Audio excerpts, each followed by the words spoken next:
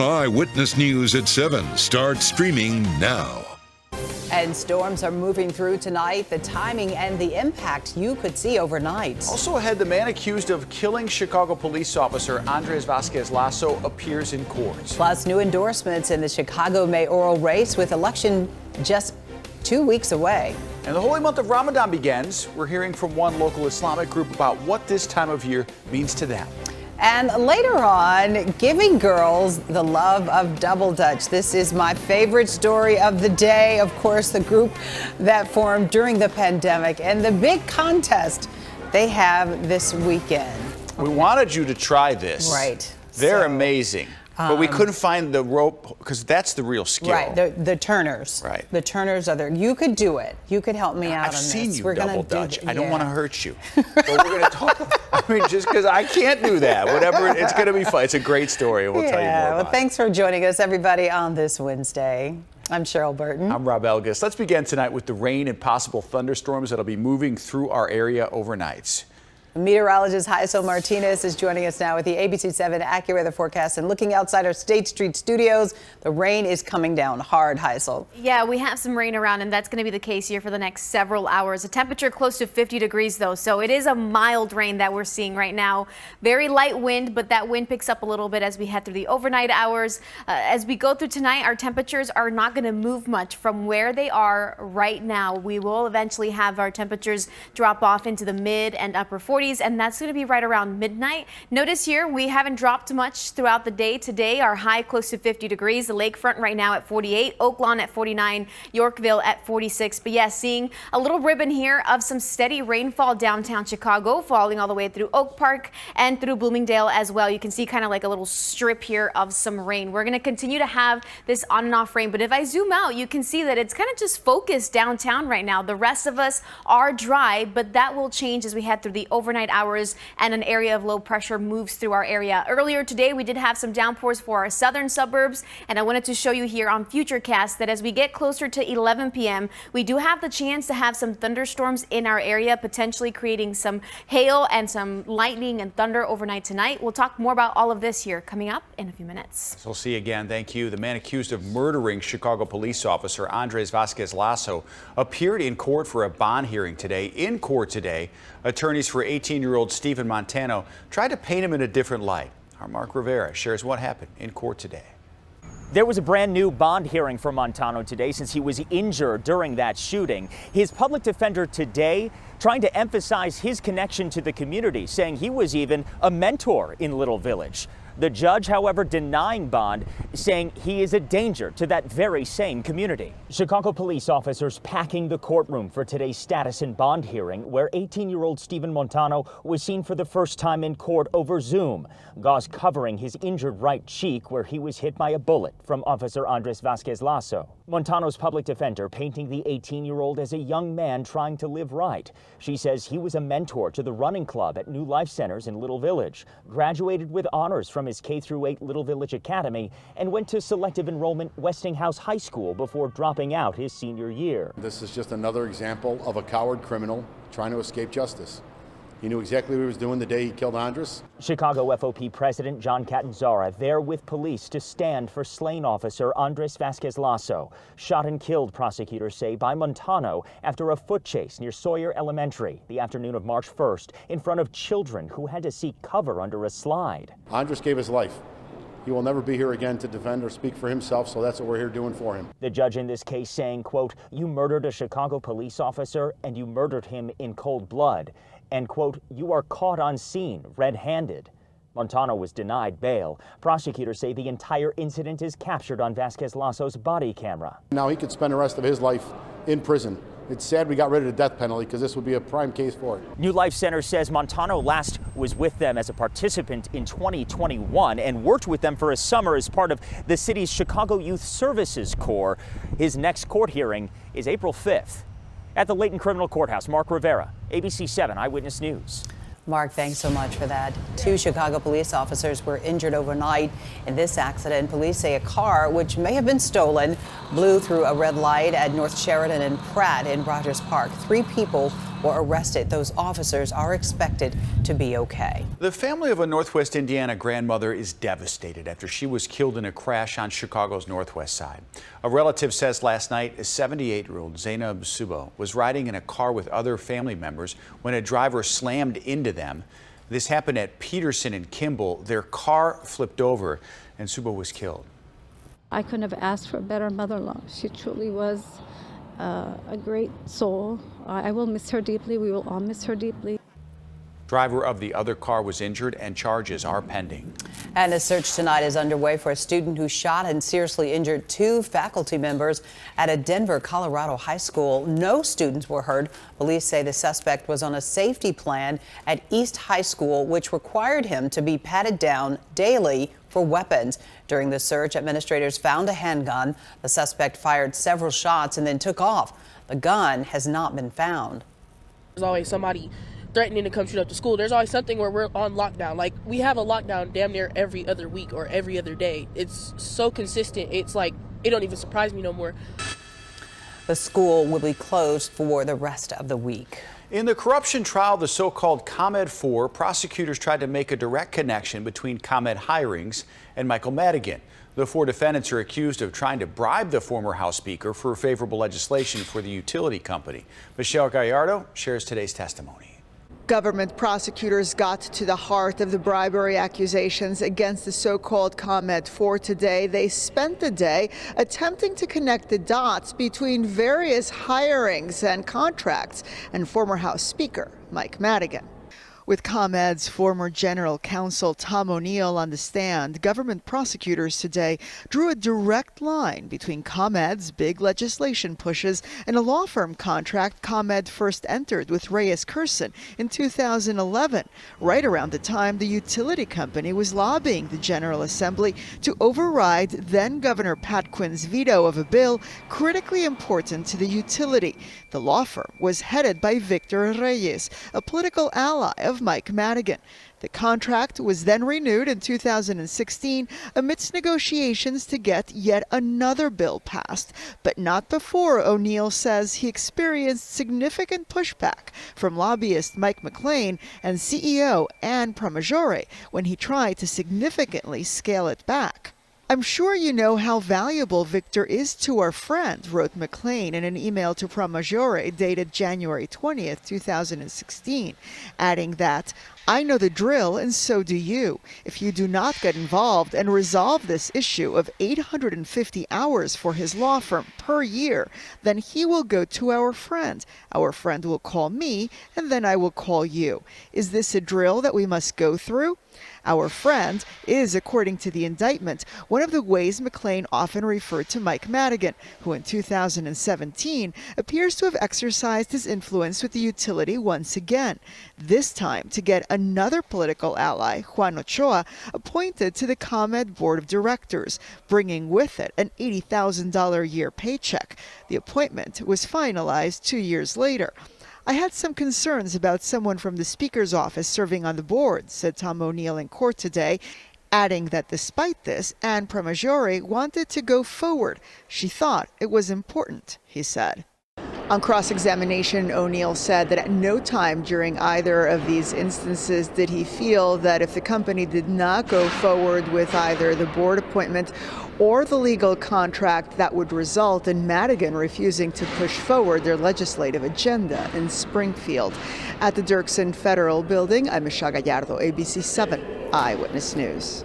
Michelle, thank you for that. The candidates for Chicago mayor facing off in another forum tonight. This roundtable conversation between Paul Vallas and Brandon Johnson just wrapping up for the night. Election day less than 2 weeks away.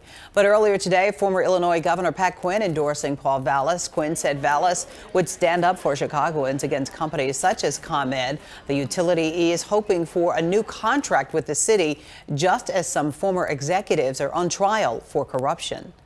He understands full well that when taking on big corporations, you've got to have some courage and backbone.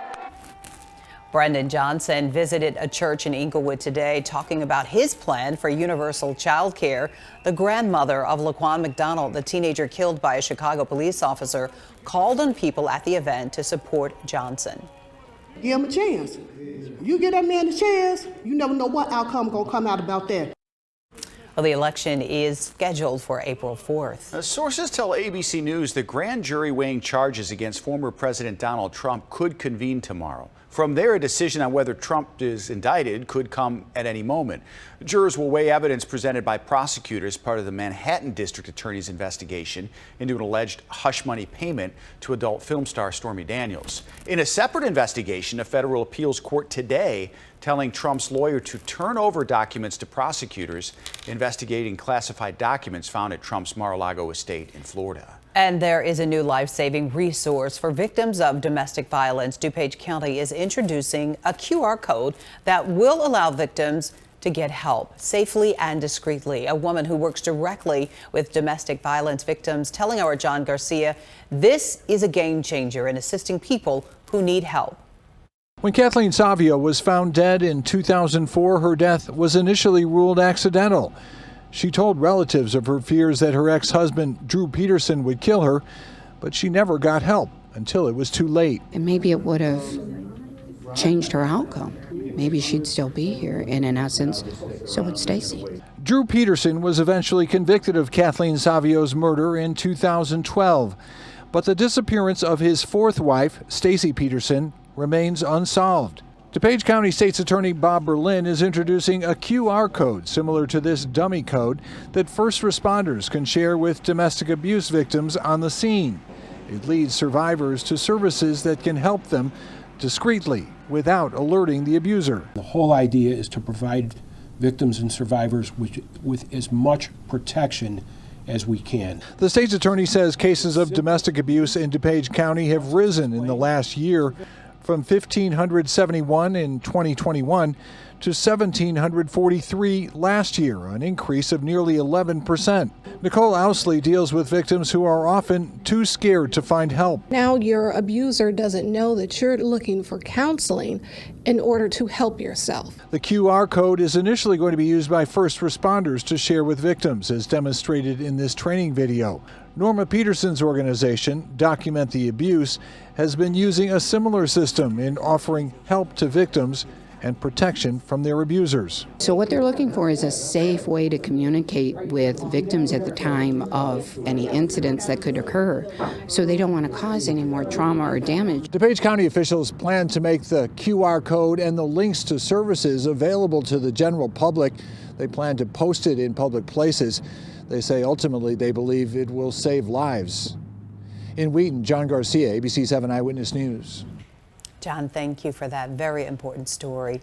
Now to the Little Village Discount Mall, where vendors are asking for help tonight as the dispute continues between the mall and Novak Construction, which purchased the plaza.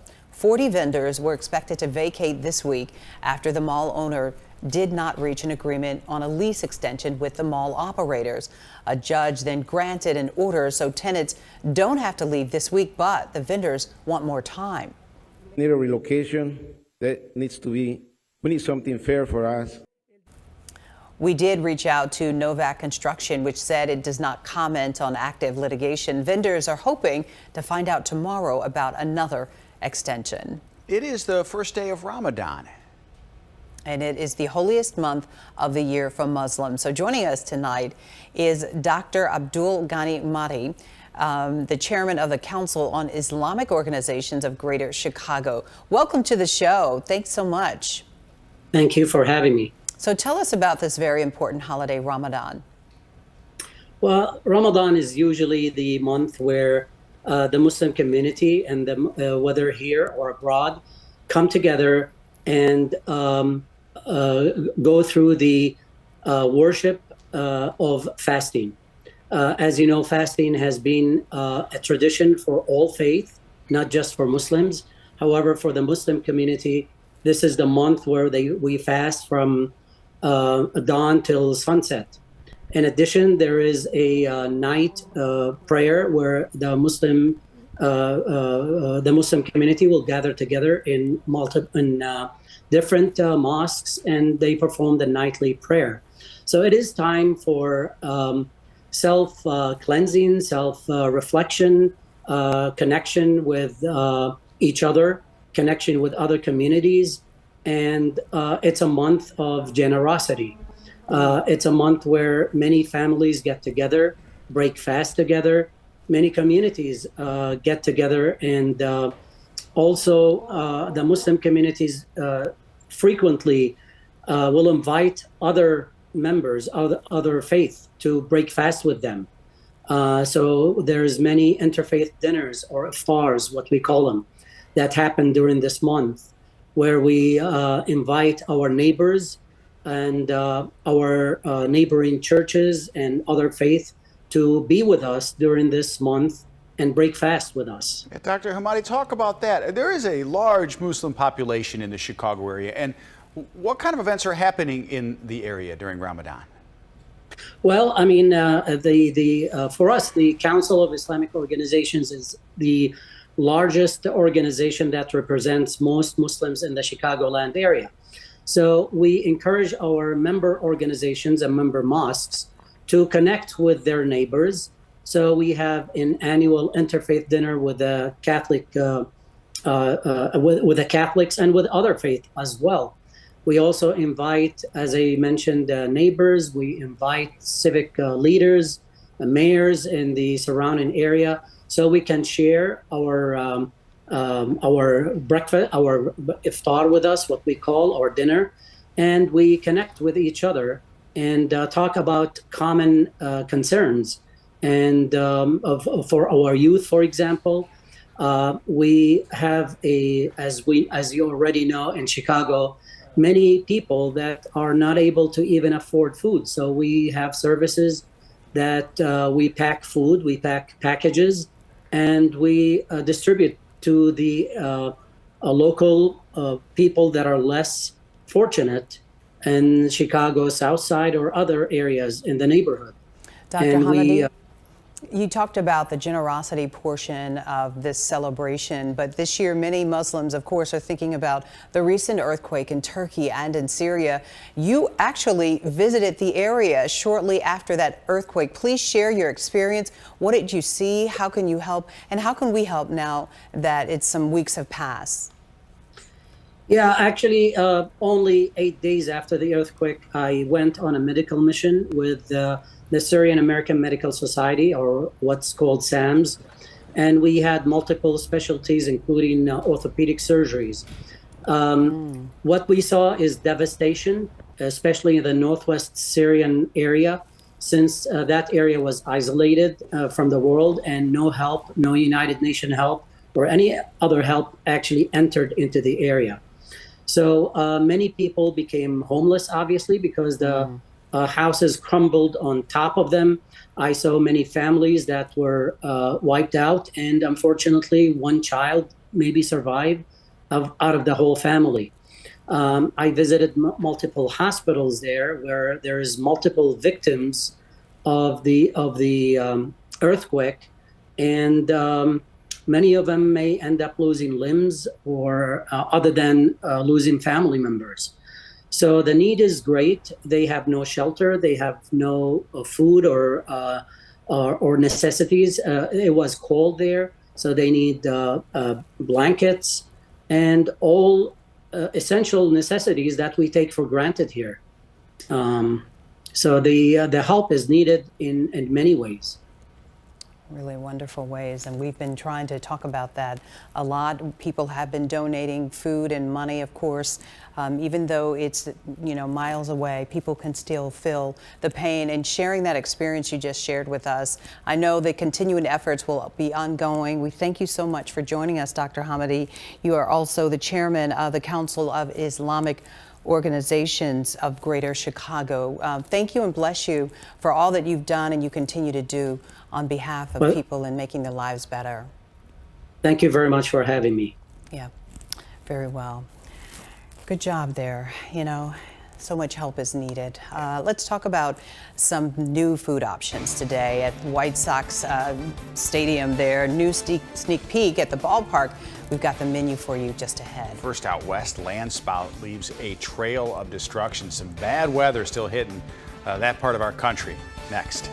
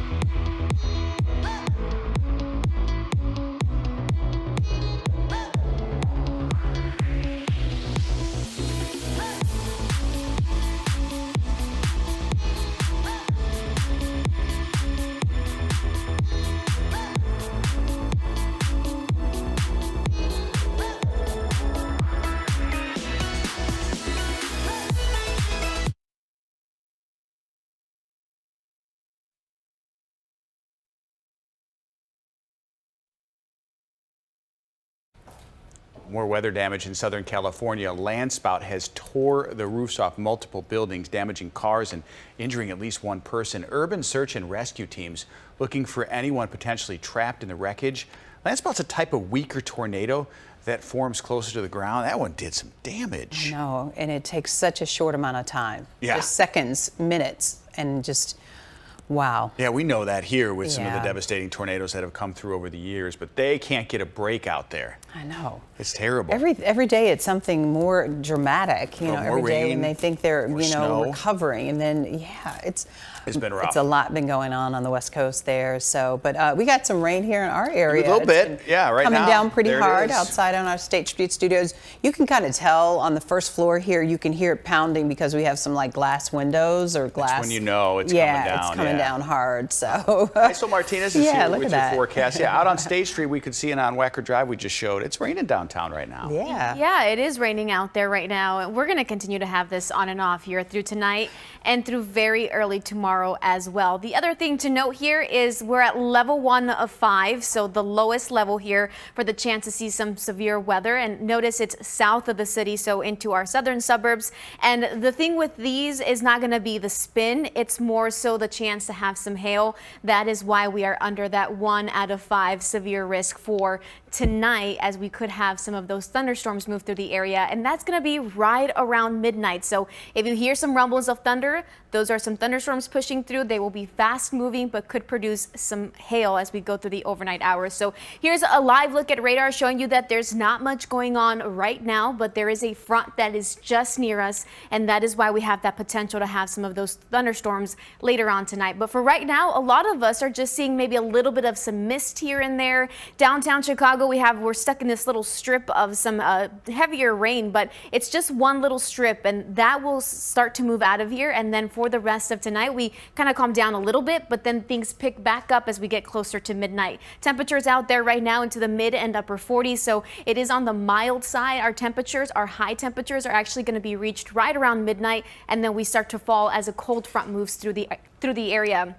Our northern suburbs close to 37, southern suburbs closer to 45. We have that chance to see that rain around, and again, that chance for an isolated stronger storm. So there's that area of low pressure system that moves through overnight tonight. It is fast moving. Behind it, I do think that we're going to end up being dry through most of the afternoon tomorrow, but in the morning hours, we do have that chance to have some shower activity and maybe an isolated thunderstorm around 6, 7 in the morning. And then this high pressure system kind of moves in. We might get a little bit of clearing as we get closer to sunset tomorrow. And then on Friday, we again have a slight chance to see some sun because the next system starts to move in. Friday night, we'll have some showers around that could then turn into a little bit of some snow Saturday throughout the afternoon for some of us, and we could have some accumulating snow. Feeling like March? Not so much. So here's a look to show you that as we get towards 11 p.m. tonight, you have those showers and thunderstorms, some downpours in our area, and then continuing here to show you that as we get to 6 in the morning tomorrow for the commute, we still have some shower activity, and again, that chance to have maybe an isolated storm or two. Continuing the clock to show you that around lunchtime tomorrow, maybe we have a little bit of some drizzle left over, some sprinkles around, but at that point, the heavy stuff has moved out of here, and then by dinner time, we might start to see a little bit of clearing, but just as we do, the clouds come right back with our next system that moves in on Friday night. So daylight hours on Friday, looking dry. It's after sunset that we have some showers that arrive into our area.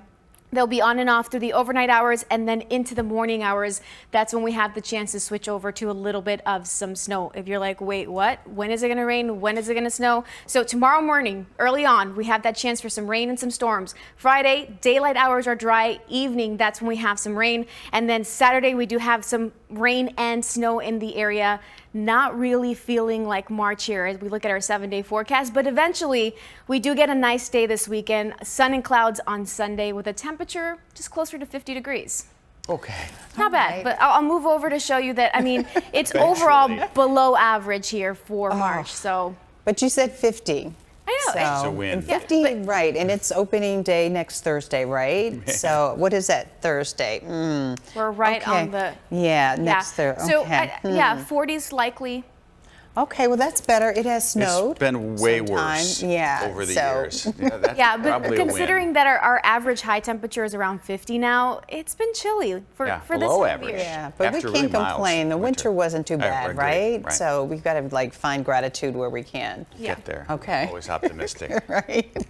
All right. Well, we talked about baseball season. It is almost here. A week from tomorrow, opening today day. we learned about the new menu. Ooh. These are the items for White Sox fans. They include hot honey chicken loaded fries. Okay. Chorizo mac and we gotta cheese. talk about and an elote corn dog. Ooh, this is his favorite. For the vegetarians, a garbanzo sandwich and a healthy option, pineapple cucumber skewers. White Sox home opener April 3rd. Oh, look at that. Look how long. Look, what is. Yeah, you saw that too. Do you see the elote corn dog? All of it. I am all for that. Yeah, they've she's got a foodie re- too. yeah, She and- likes to try the new chamoy, things. I mean, that's hard to find like that with the mango in there. Did it look good and straw like- with the chamoy on it? Something like you would make it like that, or your mom or your family would make it like that. yeah. Okay. Yeah, So you're gonna have to go take your hubby. Sox and, Park like, has go- good yeah. food, so their food is terrific. You can't go wrong with a classic brat right in the concourse. But that elote's corn, so a corn dog. We were talking about with Ravi. You guys were like, well, Right, so 'cause it's elote it's the corn that you would get in the Right. husk, and so there you'll see it here in a second.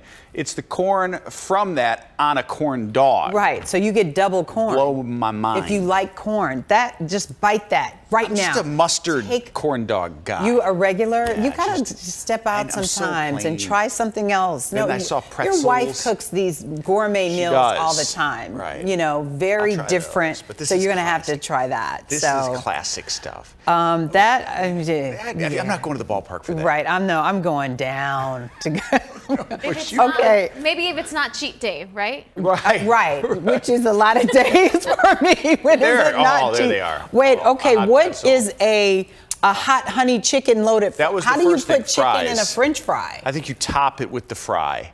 Like you put the topping It said on the fries was the last word. Yeah, So hot honey that's it. chicken loaded fries.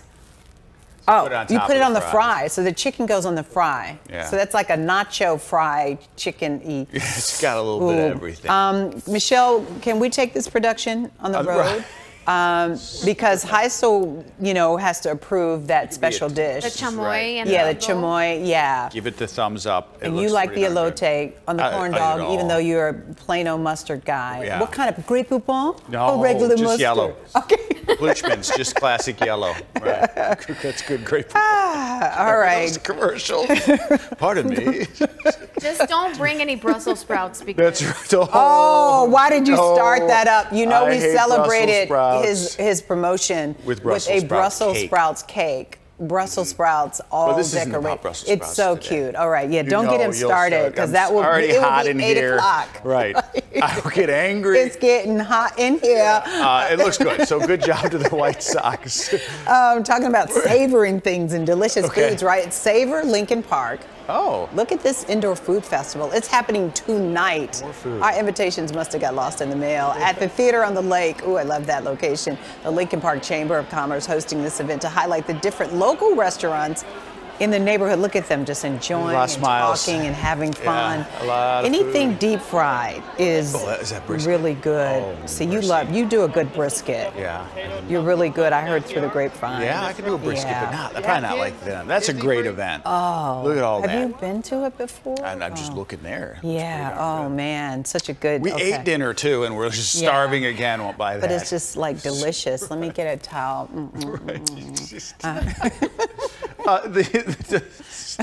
Those dog toys that look like real products are the center of a lawsuit in front of the Supreme Court. Oh. Yeah, this story's next. But first, interest rates rising again as the Fed fights inflation. We have the concerns that some people have right now on the other side of the break.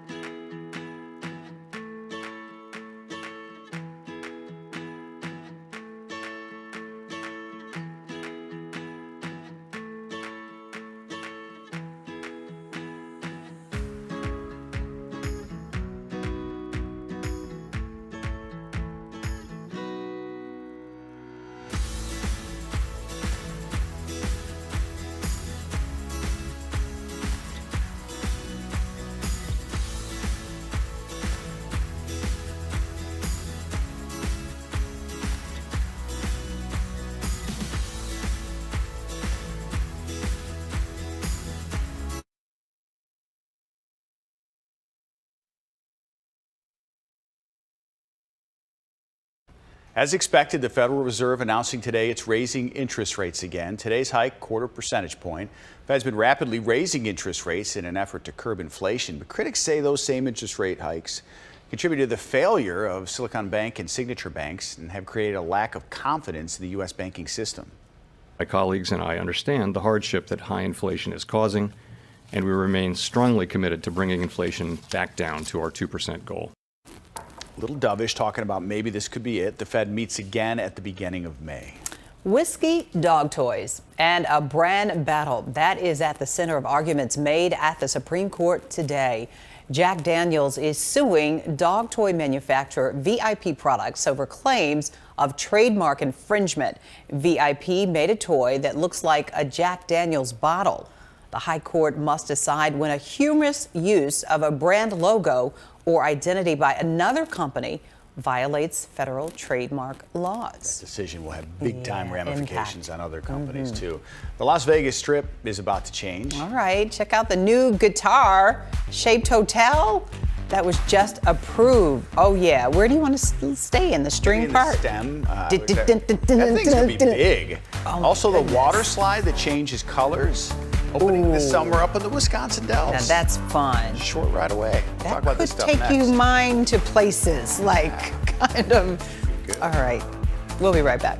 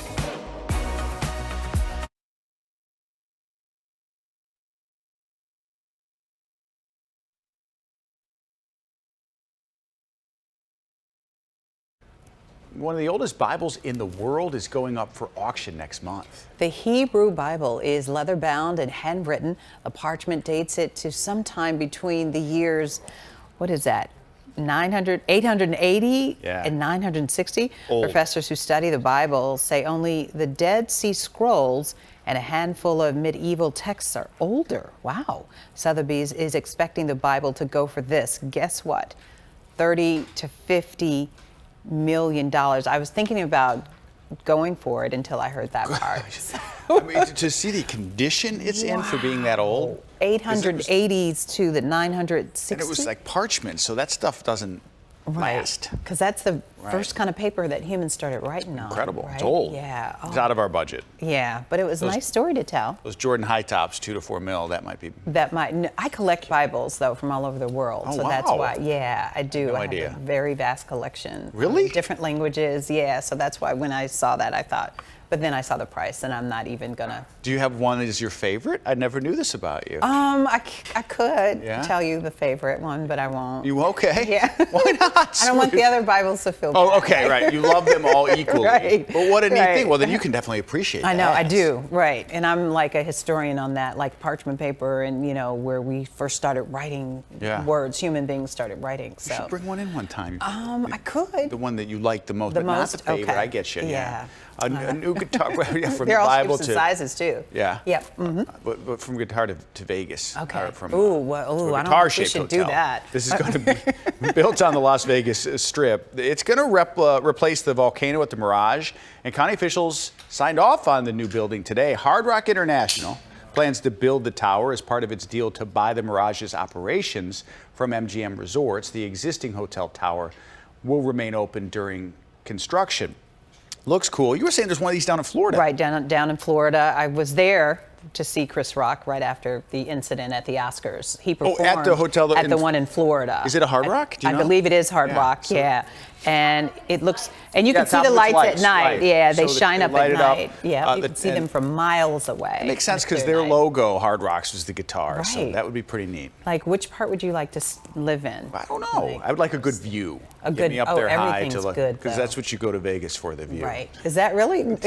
I don't even think you see outside when you go to Vegas. Some don't Do go. you see outside? Yeah, few do. Yeah.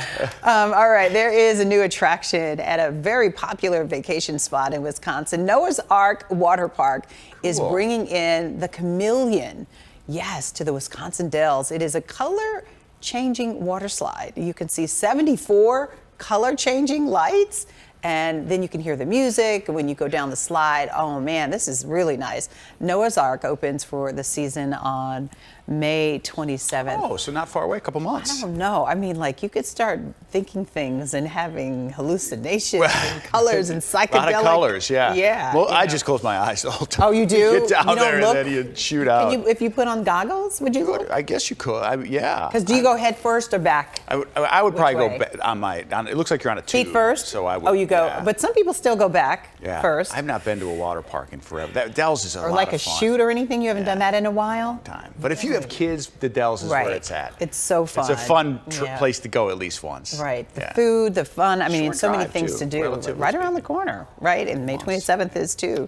All right. Getting girls to jump. Ooh, yes. This is my story. Coming up next, how a love for double Dutch is now helping women inspire young girls.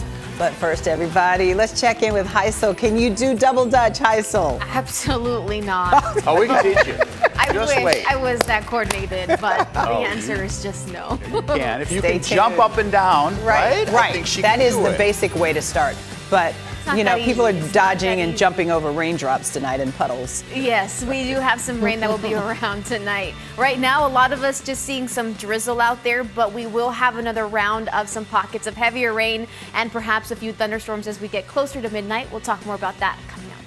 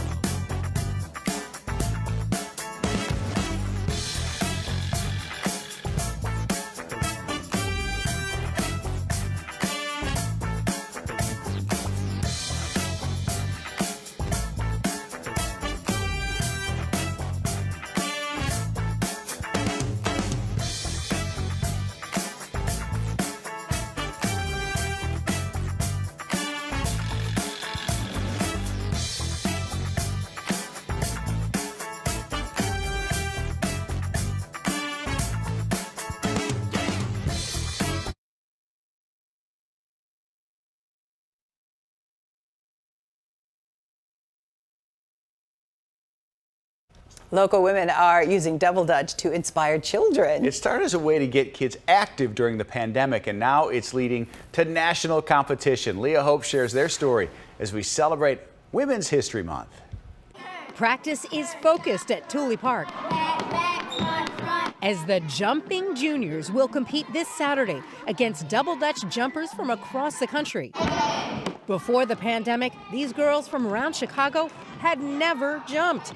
Enter Paulette Jones and Lolita Scott. I saw nothing but TV electronics. You know, everybody was just on the phones, on their iPads, no exercise. On a cell phone with a bag of Doritos. The kids they weren't happy.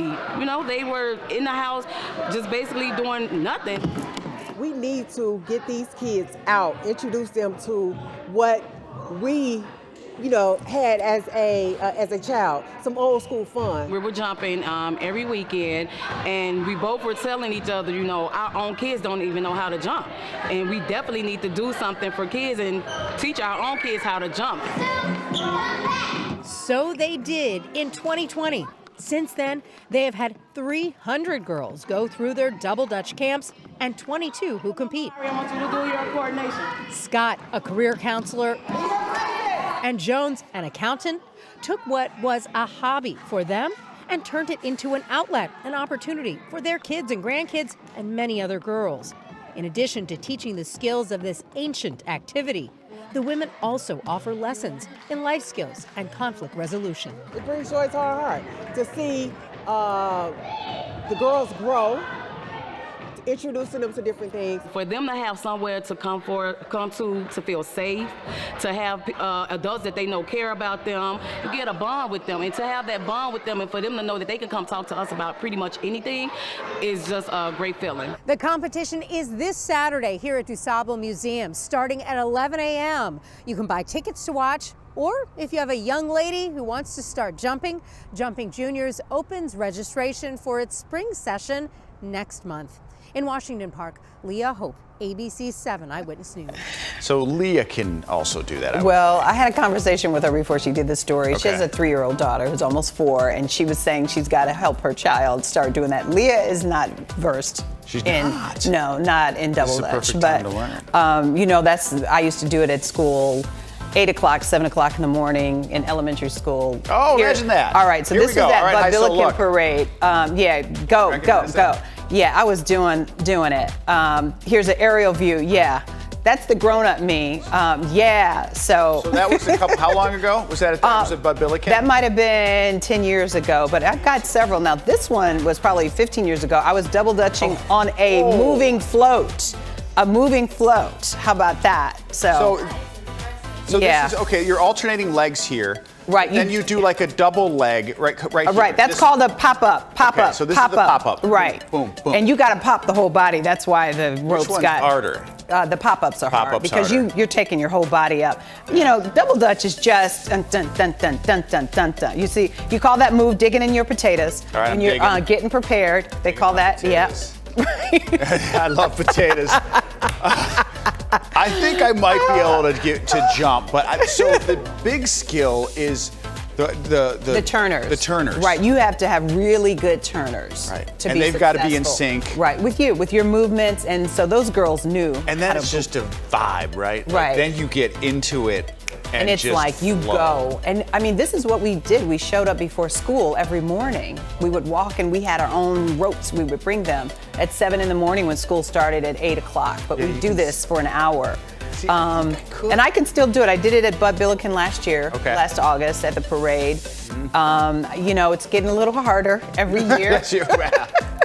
And I get very nervous when I do it because you just don't know. But this was a moving float. High school could do this. Okay. Now you're moving. This is your younger years because you're moving. I mean, here too. And those are elevated gym shoes I had on, high heel gym shoes on the float. Yeah. See, I think high school we could do this. Yeah. We can try it. I would be willing to try. We could do it in the studio. Right, I would agree. Yeah, not on live an ankle. All right. But I feel like you could teach me that. I do. Yeah. I don't know if I could be the turner. You could do it starting with the jump. I feel like I would learn both because then you kind of really get into it. It's a great exercise. Yeah. I mean, it was really fun, very competitive. I love the story that Leah just did too. I did too. Yeah. It's phenomenal. It's generational too. You know, you asked about Leah doing it, and I talk about her child.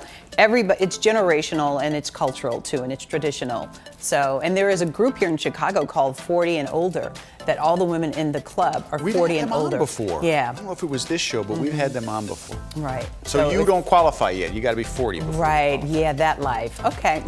Right. That's why I love this man. Okay. He's good to me. That was awesome, Michelle. Thanks for digging up that old video. Yeah. All right. Today's a big day in music history. The major album that came out a long time ago on this day. That's ahead. Ooh, plus Brandy. Yes. Brandy. Brandy, yes, is getting back into Cinderella mode. Look at her. How? Both of Ooh. them. I recognize these people. Oh, we like this. Royalty. I wonder what the storyline is going to be about. Meghan and Harry-ish, kind of? I don't know. All right, we'll talk about it on the other side of the break.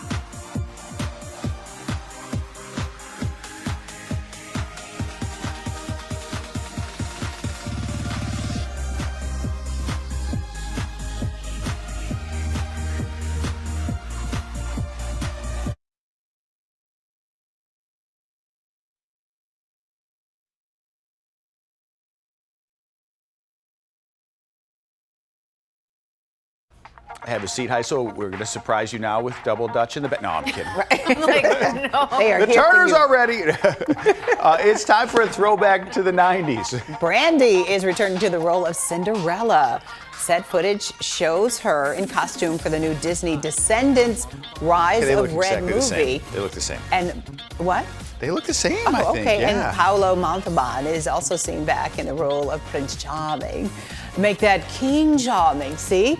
Oh. Now the two starred in that 1997 TV movie, Rodgers and Hammerstein's Cinderella, which also starred Whitney Houston. She was her fairy godmother. Whoopi was in it. Yeah, right? Whoopi was a parent of Alexander. of the prince. Yeah. And yes, Disney has announced when the film will hit Disney Plus. Disney is the parent company of ABC7.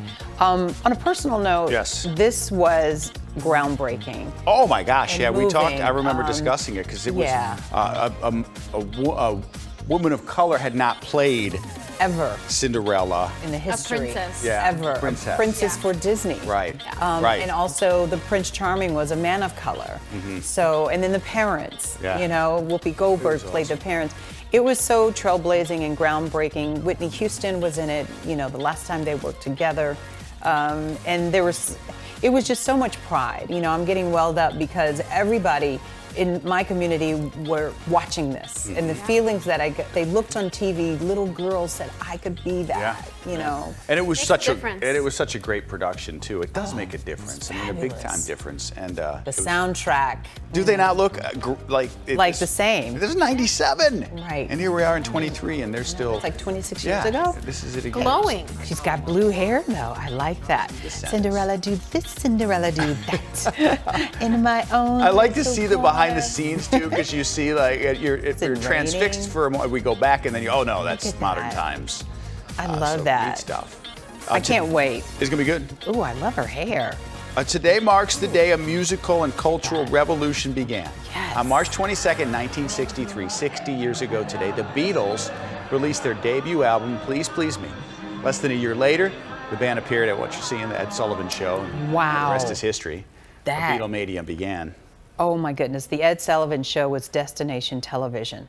And that album was just so early Beatles, and then what they became was just incredible. It was like this. Like global phenomenon. People screaming, Abbey Road, the Beatles. Yeah, see the faces.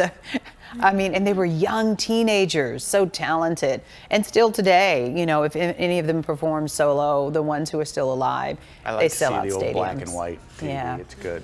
Yeah. Really, really cool. Well, Time passes on. Yeah, it does. On the Abbey Road. But it just goes, generation to generation. 'Cause Yeah. It's when my parents came to the U.S. and so my dad was learning English and Did he learn? he listened to the listening Beatles. to the Beatles? Yeah, so I know a lot of the Beatles songs. I bet he knows about Today being the He probably does. the debut of it. Probably does. Yeah. So did your parents use music a lot to help them learn the translation for English terms and things Yep. like that? So Yeah, like soap.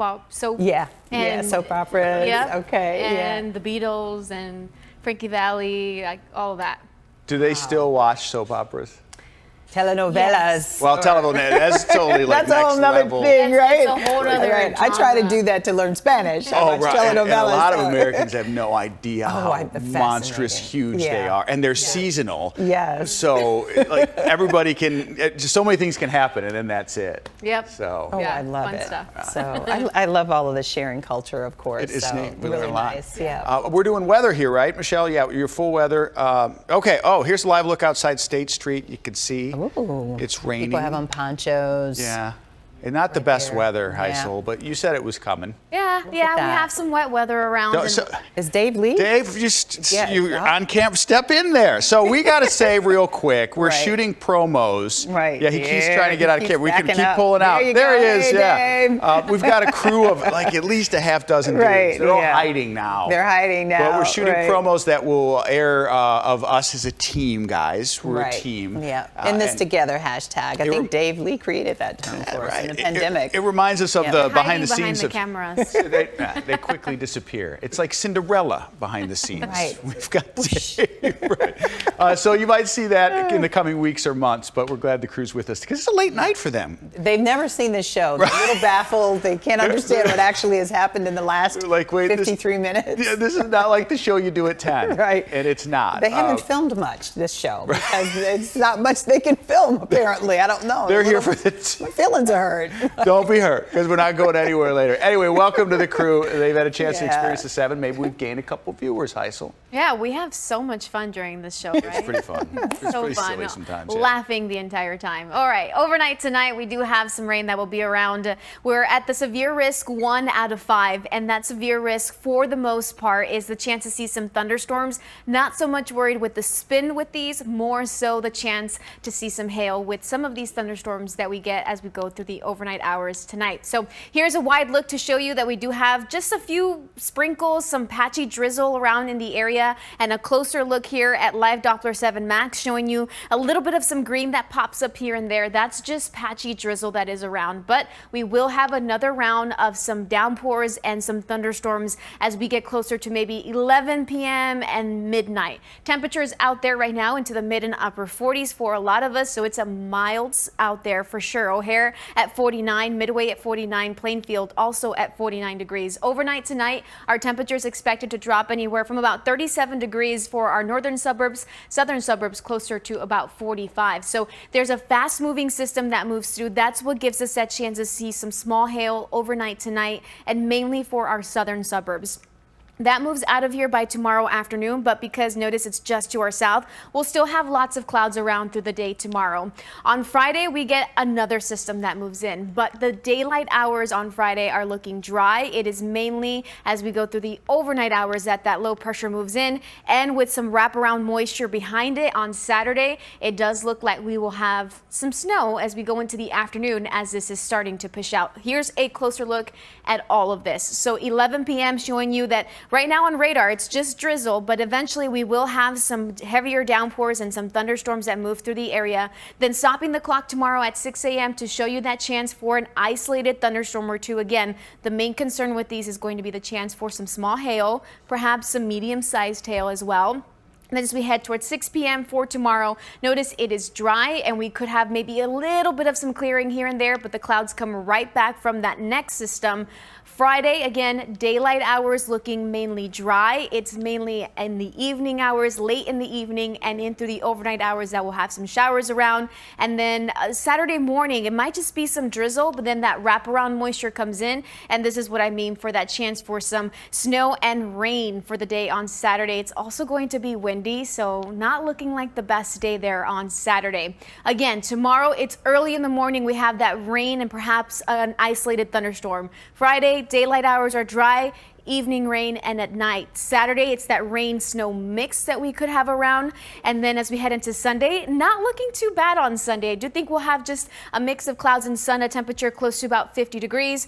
Monday into Tuesday, another round of showers that perhaps could end as a light mix on Tuesday. Temperature is close to 40 degrees, below average, so not really feeling like March here on 7-day. No, Yeah, doesn't look spring like is kind of went in hiding. Yeah. limping in, yeah. We had a mild winter. We kind of expected it, right? Right. All right. So up next, too tall to find shoes. The teenager who outgrew his size 22s. Companies are jumping in after his mom pleaded for help.